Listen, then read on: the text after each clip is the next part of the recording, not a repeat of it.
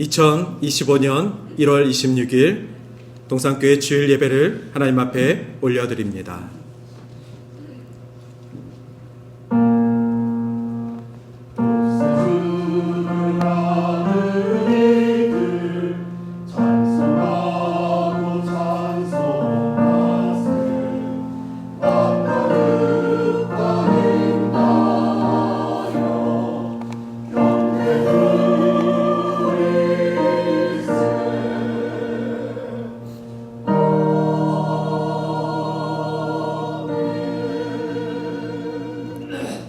내 이름을 경외하는 너희에게는 공의로운 해가 떠올라서 치료하는 광선을 비추리니 너희가 나가서 외양간에서 나온 송아지같이 뛰리라. 하나님 아버지, 이 시간 보혈의 능력으로 영혼과 육신의 병을 고쳐 주시옵소서. 오늘 저희가 예수님을 믿고 죄사함을 받아 구원을 받아 하나님의 자녀가 되었음을 고백합니다. 비록 세상에 살고 있지만 언제 어디서나 주님을 만나서 동행하는 삶을 살게 하여 주시고 다시는 죄악에 빠지지 않도록 주여 우리를 인도하여 주시옵소서. 이 시간 예수님께서 구원의 기쁜 소식을 통하여서 우리에게 주신 그 복음을 기억하며 저희를 통하여서 주님을 모르는 자들에게 그 복음을, 우리 주님의 기쁜 소식을 전하는 복된 예배가 되게 하여 주시옵소서.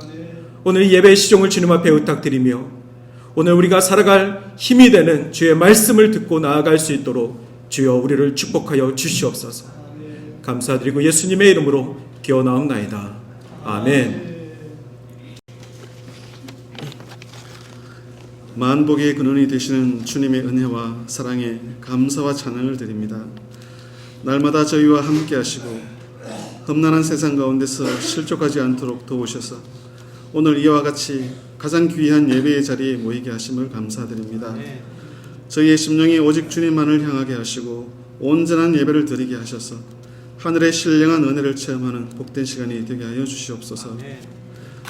오늘도 허물어진 결심을 가지고 이 자리에 나왔습니다. 영생을 생각하지 못하고 눈에 보이는 이익만을 추구하며 살았습니다. 늘 약하여 넘어지는 저희들을 불쌍히 여기시고 입술과 행위로 지은 모든 허물들을 회개하오니 용서하여 주시옵소서. 이 시간 저희들에게 주시는 말씀을 통하여 영의 눈이 활짝 열려지게 하시고 주님 나라를 소망하며 다짐하는 귀한 한 시간이 되게 하여 주시옵소서.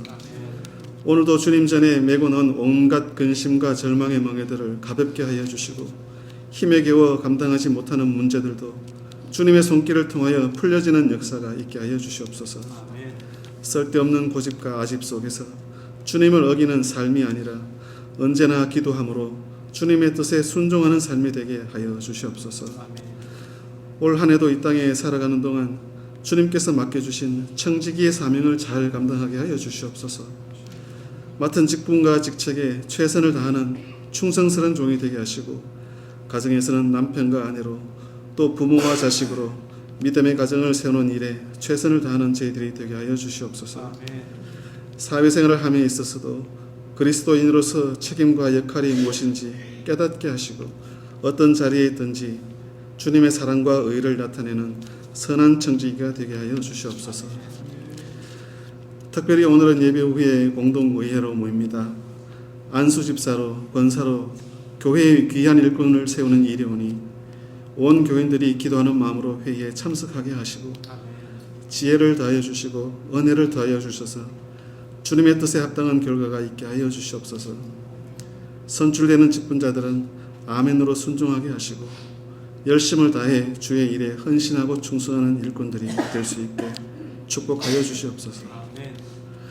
날씨가 추운 계절입니다. 목사님을 비롯하여 모든 성도들에게 건강을 허락하시고 성도들 간에 서로서로 섬기며 모두가 한마음 한뜻으로 합력하여 동산교회가 더욱더 부흥 발전할 수 있도록 축복에 축복을 더하여 주시옵소서. 이제 곧 담임 목사님을 통하여 주님의 귀한 말씀을 듣습니다. 성령께서 함께 하셔서 힘있고 능력있게 말씀을 전할 수 있도록 도와주시고 그 말씀을 통하여 우리에게 향하신 하나님의 뜻을 바로 깨닫는 은혜의 시간이 되게 하여 주시옵소서. 열심을 다해 준비한 찬양대의 찬양을 통해 주님 홀로 영광 받으시고 듣는 모든 성도들이 은혜 받는 귀한 찬양이 되게 하여 주시옵소서. 어린이들을 지도하는 교사들에게도 지혜와 능력을 더하여 주시고 교회와 예배를 위해 수고하는 모든 손길들을 축복하시고 늘 감사와 기쁨이 넘치는 삶이 되게 인도하여 주시옵소서. 여러 가지 사정으로 예배에 참석하지 못한 모든 동산의 권속들에게도 주님의 동일하신 은혜가 함께 하시길 간절히 바라오며 이 모든 말씀 존귀하신 주 예수 그리스도의 이름으로 기도하옵나이다. 아멘.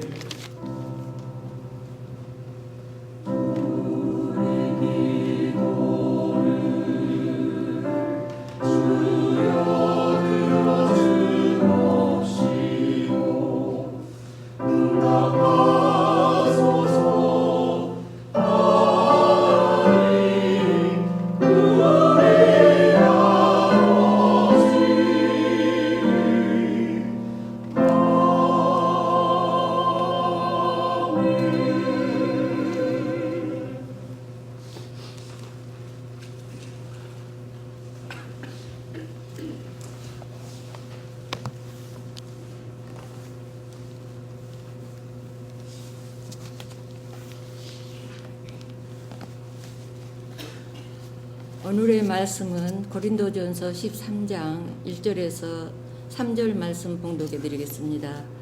내가 사람의 방언과 천사의 말을 할지라도 사랑이 없으면 소리나는 구리와 울리는 꽹가리가 되고 내가 애언하는 능력이 있어 모든 비밀과 모든 지식을 알고 또 산을 옮길 만한 모든 믿음이 있을지라도 사랑이 없으면 내가 아무것도 아니요 내가 내게 있는 모든 것들로 구제하고 또 내 몸을 불사르게 내줄지라도 사랑이 없으면 내게 아무 유익이 없느니라.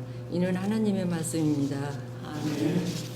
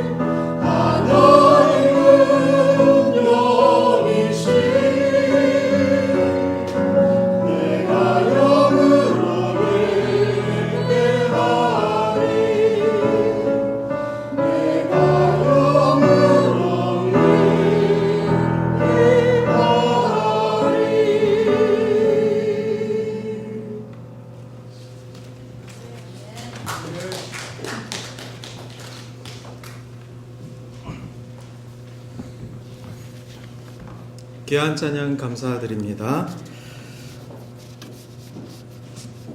제가 이 내가 영으로라는 찬양을 중학교 때 그 박종호라는 찬양 인도자가 있습니다.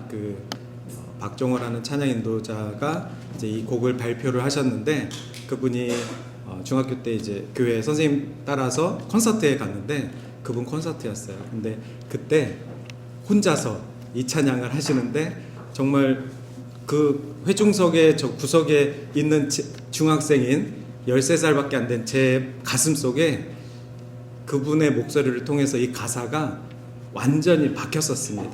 그래서 그때 하나님을 어떻게 예배하는지 잘 모를 때였는데, 이 찬양으로 하나님은 영이시니 내가 영으로 주를 예배하겠다라는 그 고백이 제 속에 쏙 들어와가지고, 그때부터 지금까지 저는 이 찬양의 가사 그대로 하나님은 영이시니 내가 영으로 예배하리, 정말 귀한 가사의 찬양이었습니다.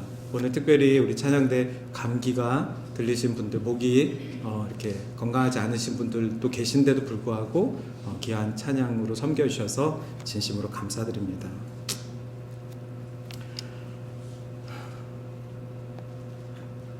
네, 오늘은 이제 다시 사랑 시리즈 말씀을 함께 나누도록 하겠습니다.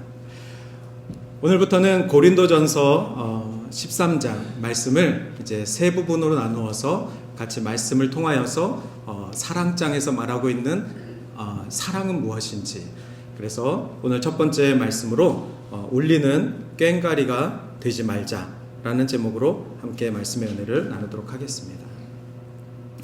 여러분은 사랑에 대해서 어떻게 정의하고 계십니까?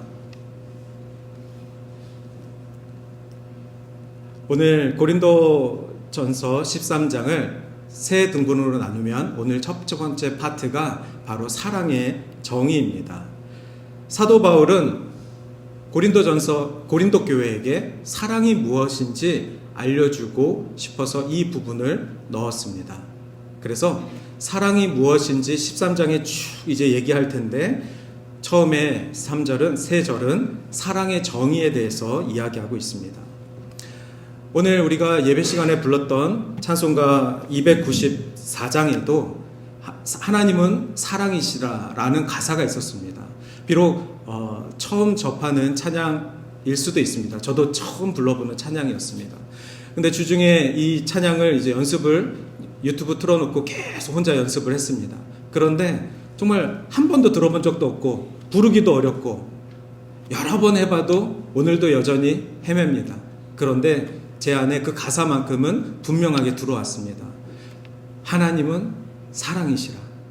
이 가사만큼은 정말 분명하게 주중에 계속 묵상할 수 있었습니다. 바울은 하나님의 사랑에 대해서 어떻게 이해하고 있었을까요? 하나님은 사랑이라 라고 말씀하셨는데, 바울은 하나님은 사랑이라는 이 정의를 어떻게 이해하고 있었을까요? 여러분들은 하나님은 사랑이십니다, 이 말씀을 어떻게 이해하고 계십니까? 정말 하나님이라는 분의 이름을 부르셨을 때, 하나님을 생각하셨을 때 그분은 정말 사랑이 많으신 분이야. 여러분, 하나님을 통해서 사랑을 배우실 수 있으시겠습니까? 여러분이 이해하고 계신 사랑, 여러분이 이해하고 계신 하나님의 사랑은 무엇입니까? 하나님은 이퀄 사랑이십니다. 그 사랑을 깨닫는 사람은 하나님의 마음을 읽을 수 있는 믿음의 능력이 있는 사람입니다. 그 능력을 저는 오늘 분별력이라고 표현하고 싶습니다. 제가 여러분들에게 분별력이 있으십니까? 라고 말씀드리면 좀 죄송스럽습니다. 분별력이라는 것은 A와 B를 구분하는 능력입니다. 그런데 제가 오늘 믿음의 능력이 있으십니까? 분별력이라는 믿음의 능력이 여러분들이 있으십니까? 라는 질문을 드리고 싶습니다. 근데 어떤 것을 구분하는 거냐면 A는 하나님이고 B는 죄입니다. 하나님과 죄에 대한 분별력이 있으십니까? 그러면 믿음의 능력이 있는 것입니다. 믿음의 능력이 있으시려면 하나님이 사랑이시라는 이 개념이 분명해야 되고, 내 안에 하나님을 생각했을 때, 하나님이란 이름을 불렀을 때 하나님의 사랑이 내게 다가와야 합니다. 하나님의 사랑을 경험해 보지 않고 어떻게 하나님은 사랑이라고 고백하겠습니까? 사랑은 소통입니다. 그래서 서로라는 단어를 사용합니다. 예수님의 새 계명이 무엇입니까? 서로 사랑하라입니다. 나와 다른 사람이 사랑을 통하여서 하나가 되게 하는 것, 그것이 바로 사랑이라는 것이 갖고 있는 힘입니다. 하나님은 우리가 다른 사람과 하나가 되기를 원하십니다. 하나님은 그래서 사랑이시라. 하나님이 사랑이라는 이 개념을 이해하실 때 첫 번째로 하나가 되게 하는 힘, 그것이 바로 사랑에 대한 정의입니다. 그리고 하나님이십니다. 하나님은 저와 여러분이 하나가 되게끔 만들어 주셨습니다. 또한 하나님은 우리가 다른 사람들과도 하나가 되기를 원하십니다. 하나가 되고 싶지 않은 사람조차도 하나님은 당신 때문에 우리가 하나가 되기를 원하십니다. 그런데 가끔 신앙생활에 갈등이 생길 때가 있습니다. 질문이 생길 때가 있습니다. 의문점이 생길 때가 있습니다.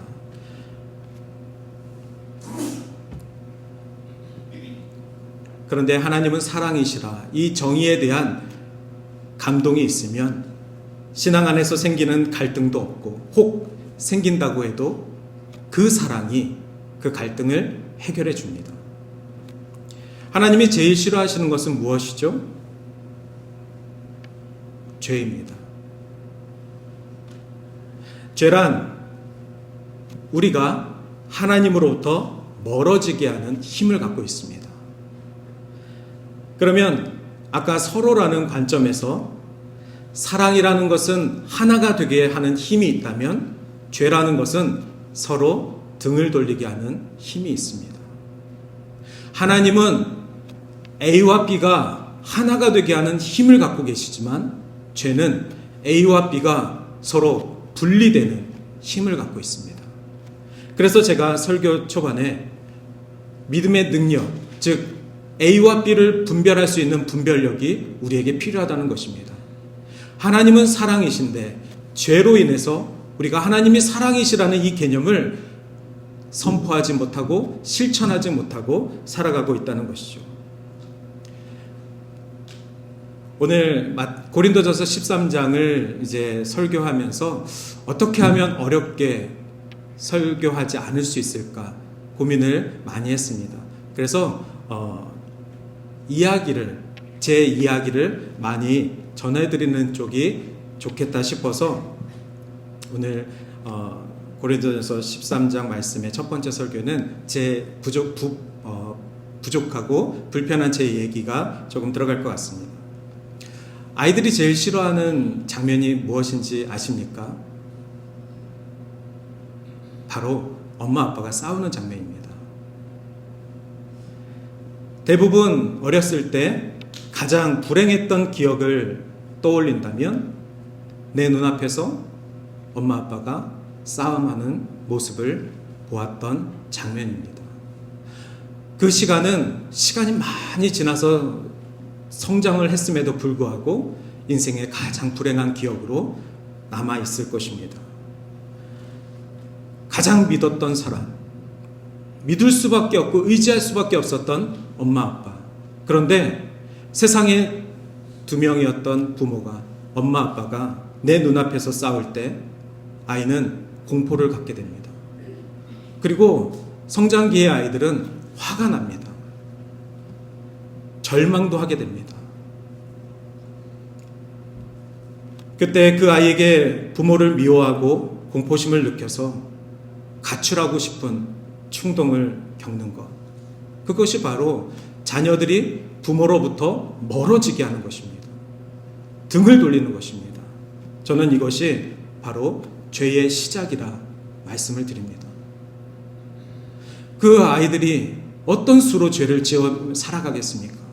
이 죄라는 것이 정말 어떤 상황 속에서 예기치 않게 찾아오는데 내 부모가 싸우는 그 모습을 통해서 부모로부터 등을 돌리는 그 아이의 현재가 바로 죄를 짓는 상황인 것이죠.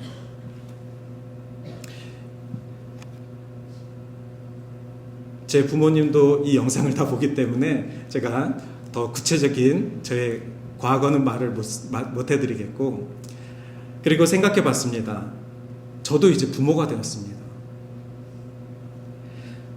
그 부부 중에 한 사람이 되었고, 정말 계획하지 않고 예상하지 못했던 상황에서 감정이 갑자기 터져서 상처를 받는 말도 하게 되고, 정말 한 번도 써보지 않았던 단어들도 내뱉어 보게 되고, 제가 이제는 부부싸움의 당사자가 되었습니다.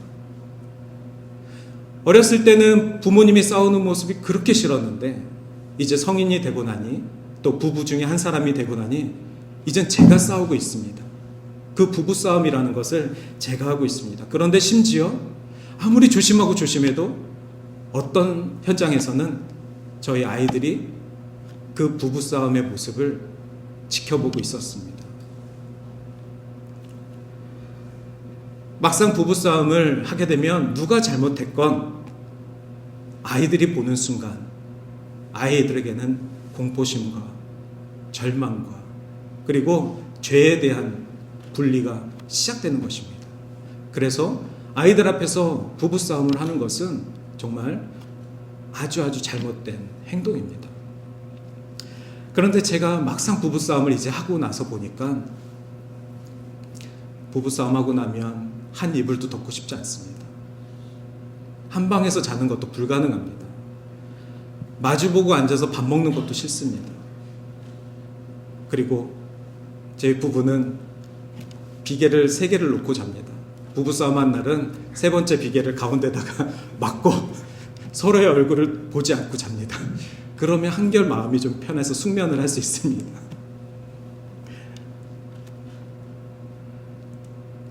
이게 바로 무서운 죄의 힘입니다.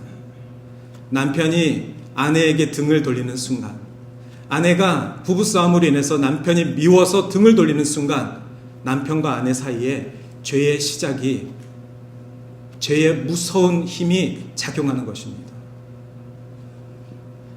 그래서 사랑의 반대는 죄입니다. 하나님의 사랑과 죄를 구분하는 분별력이 우리 믿는 자들에게 필요합니다.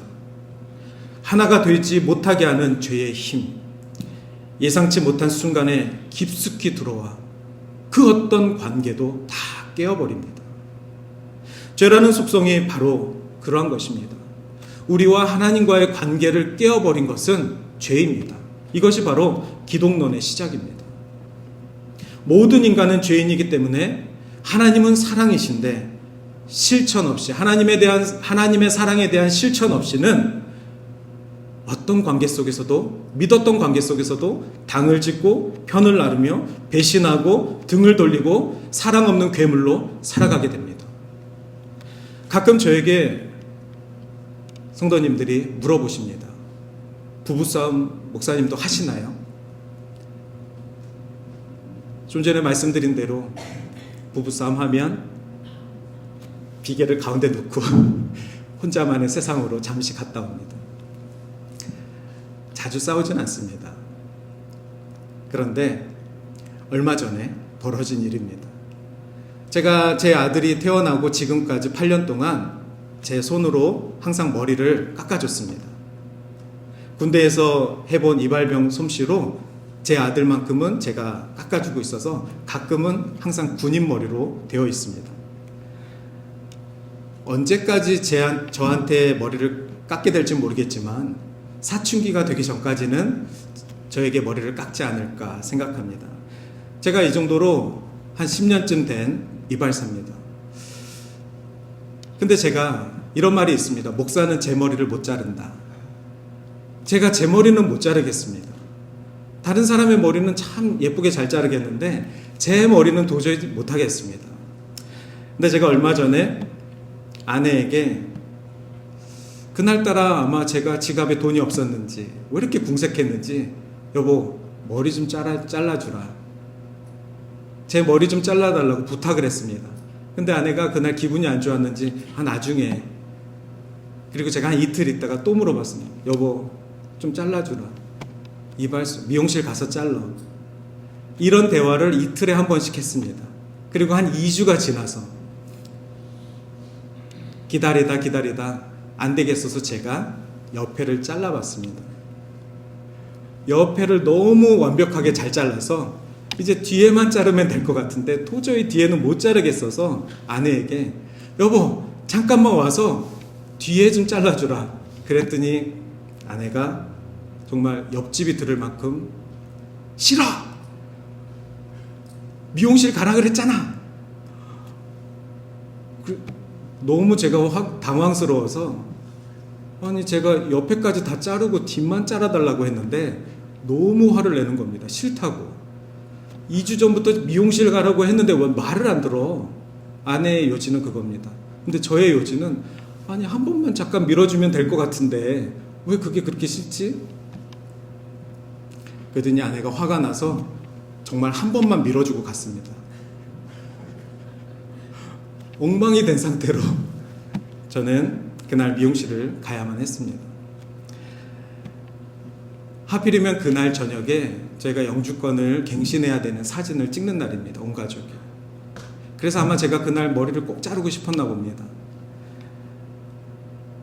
지금도 그 사진을 보면 둘 다 화가 난 상태로 사진을 찍어서 5년 있다 갱신하기 전까지는 저희 영주권 카드에는 아마 화가 난 저의 모습, 화가 난 아내의 모습이 찍혀 있습니다. 이렇게 서로를 미워하게 되고 부부가 싸움하는 일들, 이러한 죄의 공격은 정말 강력해서 언제 어떤 순간에 찾아올지 모릅니다. 저는 이렇게까지 아무렇지도 않은 일을 가지고 부부싸움을 할 줄은 몰랐습니다.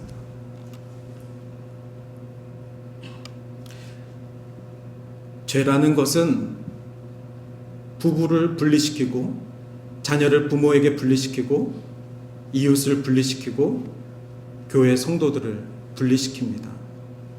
대부분 싸움이 어떻게 일어납니까? 내가 바라는 것을 원할 때 일어납니다. 내가 바라는 것을 상대방에게 강요할 때, 특히 내가 바라는 모습으로 상대방을 바꾸고 싶을 때, 그때 싸움이 일어납니다. 사랑은 등을 돌린 내가 먼저 다시 돌아서는 결단의 힘이 사랑 안에 있습니다. 오늘 말씀 한번 보시겠습니다. 오늘 고린도전서 13장 1절에서 3절은 사랑의 정의라고 말씀을 드렸습니다. 그런데 이 1절에서 3절까지 보면은 I, 내라는 단어가 8번이나 나옵니다. 1절에 2번, 2절에 2번, 3절에 4번. 사도 바울은 사랑의 정의를 이야기하면서 내가라는 단어를 여러 번 사용하였습니다. 즉, 싸움이 일어나면 상대방이 용서를 구할 때까지 기다리는 것이 아니라 상대방이 화해를 요청할 때까지 기다리는 것이 아니라 내가 먼저 용서하지 않으면 화해가 될 수 없다는 것입니다. 내가 먼저 사랑하지 않으면 사랑이 될 수 없다는 것입니다. 오늘 이 고린도전서 13장은 사랑장인데 고린도전서 12장과 14장은 모두 다 은사장입니다. 바울은 지금 문제가 많고 싸움을 하고 있는 고린도 교회에게 하나님의 성령의 은사가 무엇인지 12장에 계속 적다가 갑자기 13장에 사랑에 대해서 이야기합니다. 그리고 14장에 다시 한번 은사가 무엇인지 또 이야기합니다. 즉 성령의 여러 가지 은사가 있는데 그 중에 제일이 바로 사랑이라는 것입니다. 사랑이라는 것이 이렇게까지 강력한 힘을 갖고 있어서 우리가 많은 성령의 은사들을 사모하는데 그 많은 은사들 중에 사랑이 없다면 그 은사들은 아무것도 아니다라는 것이 1절, 2절, 3절의 내용입니다. 우리가 서로를 사랑하는 이 수고를 통해서 예수님의 말씀이 저와 여러분의 우리 교회 가운데 응답되어질 줄 믿습니다. 사도 바울은 그 진리를 깨달았고 우리가 성령의 은사를 받을 때 사랑이 가장 중요하다는 것을 고린도 교회에게 전하는 것뿐만 아니라 오늘날 미움이 가득한 사랑 없는 교회들에게 오늘도 이 사랑장을 통하여서 예수님의 사랑, 하나님은 사랑이시다라는 이 정의의 말씀을 알려주시는 것입니다. 사도 바울은 서로 사랑하라 이 말씀을 이렇게 해석했습니다. 갈라디아서에서는 서로 짐을 지라 라고 이야기를 했고, 로마서에서는 서로 우애하며 존경하라 라고 설명하기도 했습니다. 우리는 가끔 교회를 공동체라고 이야기하는데, 이 공동체라는 단어가 영어로 커뮤니티입니다. 이 커뮤니티의 come이라는 뜻은 이제 함께라는 라틴어이고, 뮤니티라는 뜻은 서로가 봉사한다는 뜻입니다. 그래서 커뮤니티라는 뜻은 서로 함께 봉사하는 그룹입니다. 우리가 공동체라는 것을 쉽게 사용하는데, 교회가 공동체입니다, 하나님의 사랑의 공동체입니다 라는 이 고백 속에는 교회라는 것은 하나님의 사랑을 서로 함께 봉사하는 곳입니다. 수고해야 하는 곳입니다. 누가 먼저요? 내가 먼저요. 내가 먼저 하나님의 사랑을 수고로 서로에게 봉사해야 하는 곳, 이것이 바로 커뮤니티라는 것입니다. 지난주에 우리 원로 목사님께서 이 자리에서 말씀을 하실 때, 설교할 때 아멘으로 화답해 주시면 아마 차 목사가 설교할 때 힘이 날 것입니다 라고 말씀해 주셨던 기억이 있습니다. 그것도 다 커뮤니티입니다. 설교자가 아무리 힘을 내어서 설교를 하고 정말 열정을 다해서 설교를 해도 듣는 사람이 아무도 없다든지, 아니면 정말 아멘이라는 화답으로 서로가 도와주면, 그 수고를 해주면 그 순간에 서로에게 아마 영적인 힘이 생길 줄 믿습니다. 할렐루야. 아멘. 되네요. 그래서 저는 오늘은 고린도전서 13장 말씀을 통해서 사랑의 정의가 무엇인지, 그리고 다음 주에는 사랑의 성격에 대해서 말씀을 드리고, 마지막에는 사랑의 영원성에 대해서 말씀을 드릴 예정입니다. 오늘 이 말씀을 좀 더 깊이 보면은 사랑이 없으면 울리는 꽹과리에 불과하다라고 첫째 주에 나와 있었습니다. 즉 우리의 모든 은사의 행동에도 불구하고 사랑이 없다는 것은 소음에 불과하다는 것입니다. 사랑이 없으면 그 모든 행동이 아무 의미가 없습니다.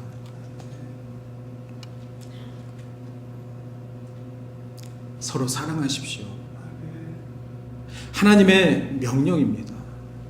하나님이 사랑이신 것, 그 사랑이 우리에게 서로 통용될 수 있도록 하나님의 사랑을 수고하여 봉사하시길 바랍니다. 우리에게 사랑을 할 수 있는 자랑할 만한 능력이 없다고 해도 적어도 영 분별력의 은사가 성령께서 우리에게 주어주셔서 정말 분별력이 있어서 하나님의 것과 죄의 것을 분별하여서 우리가 서로를 미워하여 등을 돌리는 그 죄가 우리 교회 안에 틈타지 않기를 바랍니다. 우리가 세상 가운데 나아가 그리스도의 자녀로서 살아가야 할 텐데, 믿음의 형제들로 살아가야 할 텐데, 복음을 든 사명자로 살아가야 할 텐데, 우리가 그들을 미워함으로 죄가 틈타 하나님은 사랑이시다라는 이 귀한 복음이 그들에게 전해지기도 전에 외면당하지 않도록 우리가 하나님 앞에 순종하는 삶이 되기를 주님의 이름으로 축원합니다. 그러지 않으면 우리는 울리는 꽹과리에 불과하다라고 말씀하십니다. 주석가 매튜 헨리는 이 1절을 이렇게 설명하였습니다. 하나님께 연락되는 말은 하나님의 마음이지 달변이 아니다. 바울을 고린도 교인들이 뽐내고 형제를 업신여기는 이 은사를 먼저 취급하였다. 꽹과리라는 것은 엄청나게 시끄러운 악기입니다. 그런데 그 악기가 울렸을 때 특별히 우리 한국 사람들에게는 어떤 정서가 생깁니다. 그런데 외국 사람들은 한국 사람들이 응원 때 쓰는 그 꽹과리 소리가 엄청 듣기 싫다고 합니다. 상대편 선수들은 한국 사람들이 꽹과리로 응원을 하면 정말 듣기 싫어서 경기를 하지 못할 정도라고 합니다. 그 같은 사례가 예전에 몇 년 2010년도 부부젤라라는 응원 도구가 있었습니다. 2010년도에 남아프리카 공화국 월드컵에서 그 아프리카 전통악기인 부부젤라, 나팔같이 생긴 플라스틱 부부젤라를 그들이 응원도구로 사용했습니다. 근데 그 소리가 너무 듣기 싫어서 아프리카 사람들한테는 전통악기일지 몰라도 다른 나라 사람들한테는 듣기 싫어가지고 심지어 2022년 카타르 월드컵에서는 사용 금지까지도 내려졌습니다. 이토록 정말 듣기 싫은 악기들이 있습니다. 듣기 싫은 소리들이 있습니다. 믿는 자들이 하나님의 사랑을 온전히 전하지 않고 하나님의 사랑으로 온전히 복음을 전하지 않는 그 삶의 행동, 그 삶의 말씨들이 전부 다 소음과 같다. 세상이 믿는 사람들의 말을 도저히 듣고 싶지 않다. 부부젤라 소리 같다. 꽹가리 소리 같다. 사랑이 없는 천사의 말, 그것은 이렇게 소음밖에는 되지 않습니다. 2절에 계속해서 보시면 내가 예언하는 능력이 있어 모든 비밀과 모든 지식을 알고 또 산을 옮길 만한 모든 믿음이 있을지라도 사랑이 없으면 내가 아무것도 아니다 라고 나와 있습니다. 사랑이 예언, 지식, 믿음보다 뛰어나다는 것입니다. 예언, 지식 모두 중요한 것이지만 사랑이 없으면 이 모든 것은 아무 의미가 없다는 것이죠. 오늘 말씀을 준비하면서 우리 교회는 특별히 어르신들이 비중이 많은 교회이십니다. 그래서 제가 우리 교인들을 한 주간 기도할 때마다 여러 관점에서 이제 기도를 하는데, 제가 우리 동산교회를 처음 부임하고 우리 김 장로님께서 매주 사역을 하고 계시는 양로원 예배에 초청이 되어서 가서 예배 인도를 한 적이 있습니다. 그날 이제 예배 인도를 잘 마치고 우리 장로님께서 사역하고 계신 그 모습들을 확인하고 그때부터 지금까지 제 안에 질문이 하나 있습니다. 그곳에 모이셨던 한인 어르신 분들 대부분 정말 연로하신 분들이셨습니다. 그분들이 제 눈에는 많이 외로워 보였습니다. 근데 그 외로워 보였다는 그 생각이 지금까지 저에게 자리하고 있습니다. 그래서 이런 질문을 늘 해보고 있습니다. 그분들은 어떤 행복을 누리고 계실까? 그분들은 지금 행복하실까? 그분들은 지금 행복이라는 감정이 있으실까? 처음 본 제 눈에, 예배 인도를 하러 갔던 목사의 눈에 그분들이 너무 외로워 보였는데, 그분들은 예배를 드리겠다 거실로 나오신 분들입니다. 그런데 예배 현장에 앉아 계신 그분들의 모습이 제 눈엔 너무 외로워 보였습니다. 그분들 중에는 목사님도 계시고 장로님도 계시고 권사님, 집사님들도 계시고 정말 오래전에, 아니 제 나이보다도 먼저 오래전에 캐나다에 이민 오셔서 자녀들 다 잘 키우시고 이젠 자식의 자식까지 보신 분들이실 텐데, 정말 이번 주 설날인데 이런 명절 때는 많은 자식들이 찾아와서 함께 북적북적 행복한 시간을 보내셔야만 할 텐데, 그동안 캐나다에서 수고하신 3, 40년의 시간들, 그 모든 시간들이 지나고 지금 그분들의 모습은 너무 외로워 보였습니다.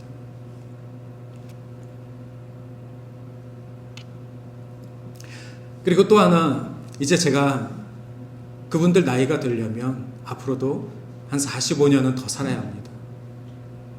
그분들의 그 감정을 깨달으려면 지금 살아온 만큼 더 살아야 합니다.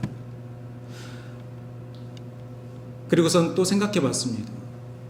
앞으로 40년 후에 나는 외로울까? 50년 전에 큰애들 있고 이민 왔는데 복음 전하겠다고 캐나다에서도 목사로 사역했는데 은퇴하고 나서 분명히 내 자녀들은 어딘가에 살고 있는데 나는 외로울까?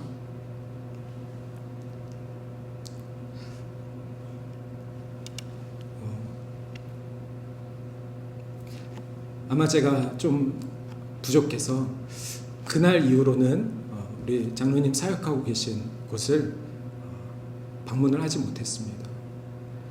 하지만 그날은 저에게 너무나도 정말 많은 생각을 들게 했던 날이었습니다. 그 시간들을 매주 복음을 전하면서 예배를 인도하시는 우리 김 장로님도 참 대단하신 것 같고 그 사역을 정말 기도로 중보하고 있습니다.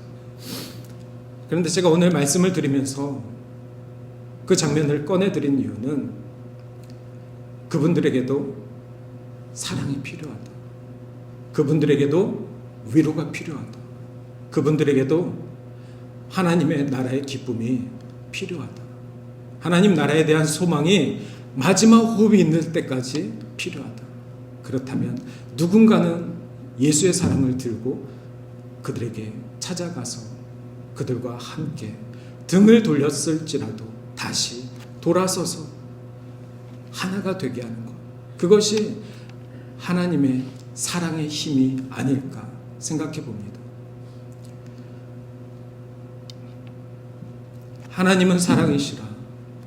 하나님의 사랑의 힘이 없이는 우리가 할 수 있는 일이 너무나도 작습니다. 작다 못해 자기의 이익만 구하는 괴물이 될 것입니다. 그러나 하나님의 사랑이 있으면 그 괴물이 하나님의 자녀로 변화될 줄 믿습니다. 하나님의 사랑이 분명하면 그 하나님의 자녀가 어떤 상황 속에서도 기쁨을 빼앗기지 않고 복음을 전할 때마다 기뻐하며 담대히 살아갈 줄 믿습니다. 그리고 누구를 만나든 어떤 상황에 있든 외로워 보이지 않고 늘 기쁨으로 하나님 나라를 찬송하며 하나님 말씀으로 힘을 내며 그리고 주와 교통하며 동행하는 에녹의 축복이 모든 영혼들에게 있을 줄 믿습니다. 마지막 말씀, 내가 내게 있는 모든 것으로 구제하고 내 몸을 불사르게 내줄지라도 사랑이 없으면 내게 아무 유익이 없느니라. 오늘 우리 교회가 지난주 38주년 기념 감사 예배를 드렸습니다. 38주년이라는 숫자를 자랑하는 것이 아니라 우리가 우리에게 모든 것으로 그 38년 동안 우리가 많은 구제를 하였고 내 몸이 불사르라 이 교회를 위해서 헌금하고 봉사하고 섬기고 예배하고 많은 일들을 감당했는데 사랑이 없으면 내게 아무 유익이 아니니라. 저는 이 말씀이 우리가 다음 39주년을 준비하면서 명심해야 될 말씀이라 생각합니다. 2025년 우리가 사랑 시리즈를 함께 말씀을 듣기를 소망하면서 오늘 이 사랑장에서 나오는 말씀처럼 우리가 하는 모든 믿음의 행실들 그리고 모든 봉사와 수고들 사랑이 없으면 결국 아무것도 아니니라. 울리는 꽹과리에 불과하느니라. 그렇다면 우리 동산교회가 앞으로도 주님이 기뻐하시는 복음의 통로가 되고 세상의 소음이 아니라 동산교회 복음이 세상을 변화시키는 빛이 되려면 우리 교회 안에 사랑이 필요합니다. 하나님은 사랑이시라. 그 하나님이 우리 교회를 통하여서 전파될 줄 믿습니다. 말씀을 마치겠습니다. 오늘 구정이 이제 수요일입니다. 그래서 이렇게 인사들 합니다. 새해 복 많이 받으세요. 그런데 저는 그 복에 이런 의미를 넣어드리고 싶습니다. 새해 하나님의 마음에 합한 복이 가득하세요. 좀 길죠? 그래서 옆 사람에게 이렇게 한번 축복해 주시길 바랍니다. 새해 복 많이 받으세요. 간단하게 새해 복 많이 받으세요. 그런데 이 인사를 하실 때 여러분 마음에 사랑이 가득하셔야만 합니다. 정말 그냥 새해 복 많이 받으세요. 이거 작년에 했던 말이고 그냥 우리가 늘상 새해만 되면 하는 말 이런 말 말고 정말 사랑이 가득해서 당신은 하나님의 마음에 합한 사람이 되어야만 합니다. 이 말을 다 못하더라도 그 마음을 담아 사랑으로 이야기하면 새해 복 많이 받으세요. 그 마음의 진심이 분명히 전해질 줄 믿습니다. 이 시간 우리 함께 찬양 오직 주의 사랑에 매여 이 찬양하시고 같이 결단의 기도하겠습니다.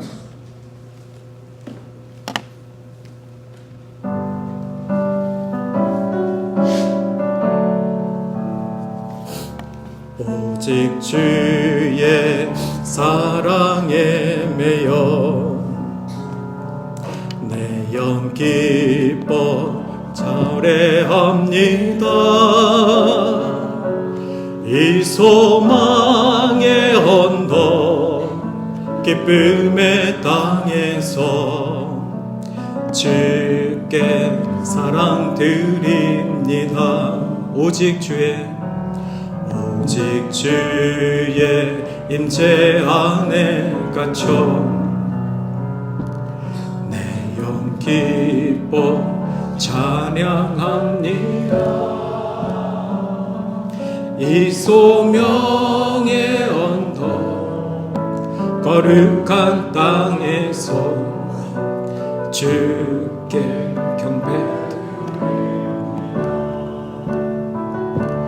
주께서 주신 모든 은혜 나는 말할 수 없네. 내 영혼 즐거이 주 따르렵니다. 주께 내 삶 드립니다. 이 시간 우리 함께 결단에 기도하겠습니다. 주님이 우리를 인도하시고 주님이 우리를 부르신 그 길 가운데 주를 순종하며 주의 말씀에 기뻐하며 끝까지 살아갈 수 있도록 주님 도와주시옵소서. 우리의 삶 가운데 감정적으로 기복이 있고 외로웠고 화가 났고 그러나 하나님은 사랑이시라 그 사랑이 우리 안에 넘쳐나게 하시옵소서. 이 시간 우리가 결단하는 마음으로 함께 기도하기를 원합니다.